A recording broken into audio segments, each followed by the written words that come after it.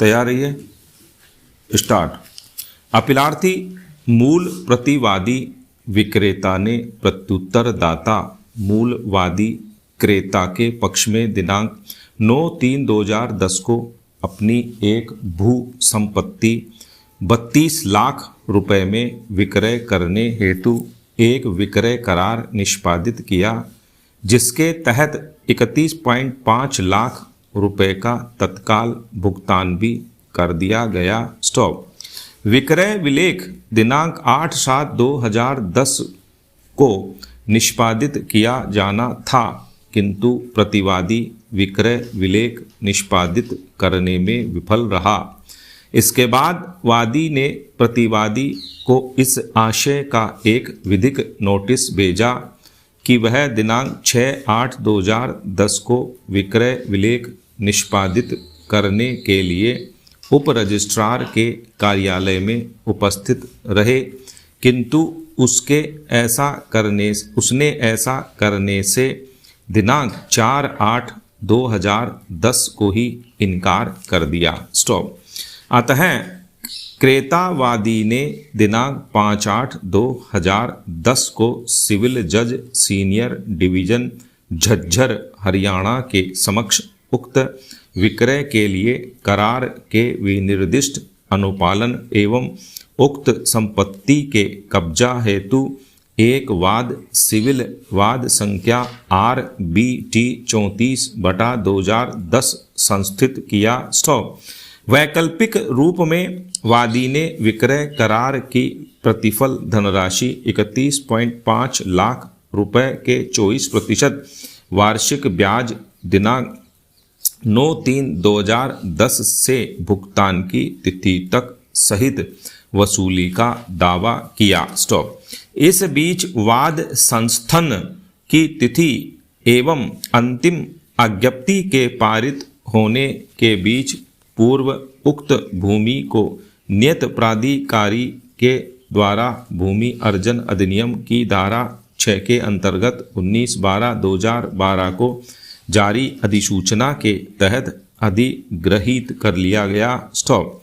विचारण न्यायालय ने विक्रय के लिए करार के विनिर्दिष्ट अनुपालन की अज्ञप्ति पारित की और प्रतिवादी विक्रेता को निर्देश दिया कि वह वादी से 50,000 रुपये प्रतिफल की शेष धनराशि प्राप्त कर विक्रय विलेख निष्पादित करे और उसे भूमि का कब्जा सौंप दे। स्टॉप।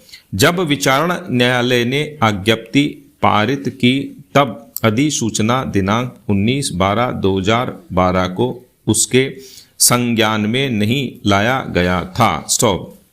विचारण न्यायालय के निर्णय की पुष्टि प्रथम अपील न्यायालय ने भी कर दी, जिसके विरुद्ध प्रतिवादी के द्वारा उच्च न्यायालय के समक्ष द्वितीय अपील RSA नंबर 4848/2016 प्रस्तुत की गई, जिसमें उसने तर्क उठाया कि चूंकि प्रश्नगत भूमि अधिग्रहित की जा चुकी है, इसलिए विक्रय करार का निष्पादन संभव नहीं है। स्टॉप।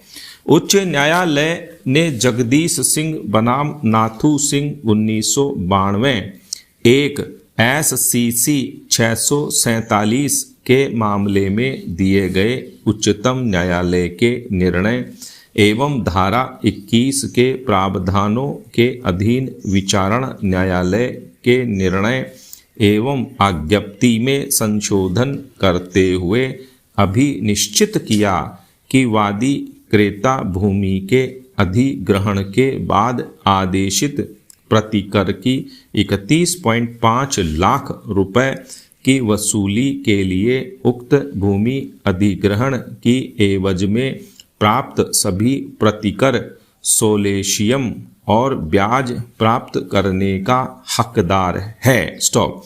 उपर्युक्त संशोधन के साथ उच्च न्यायालय ने विचारण न्यायालय के निर्णय अज्ञप्ति की पुष्टि कर दी। अतः प्रतिवादी विक्रेता ने यह अपील प्रस्तुत की। स्टॉप। पैरा।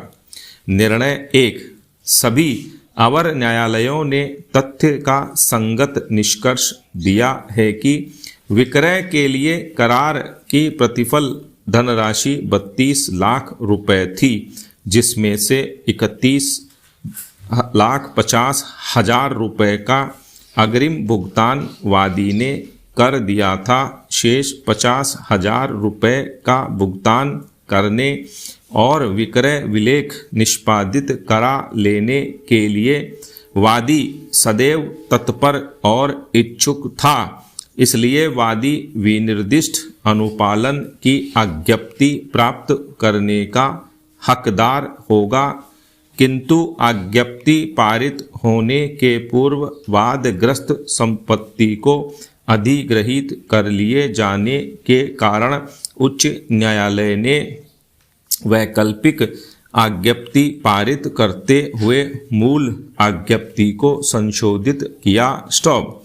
हमारे समक्ष मुख्य विचारणीय प्रश्न है कि क्या मामले के तथ्यों एवं परिस्थितियों में उच्च न्यायालय विनिर्दिष्ट अनुपालन के लिए विचारण न्यायालय के द्वारा पारित आज्ञप्ति में आक्षेपित संशोधन करने में न्यायोचित है।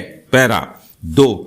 उपर्युक्त प्रश्न के समान ही प्रश्न इस न्यायालय के समक्ष जगदीश सिंह बनाम नाथू सिंह 1992 एक SCC 647 के मामले में भी उठा था, जिसमें विचारण न्यायालय और प्रथम अपील न्यायालय विनिर्दिष्ट अनुपालन के लिए वाद को निरस्त कर दिया था, किंतु द्वितीय अपील में उच्च न्यायालय ने अवर न्यायालयों के निर्णय को उलट दिया था। स्टॉप।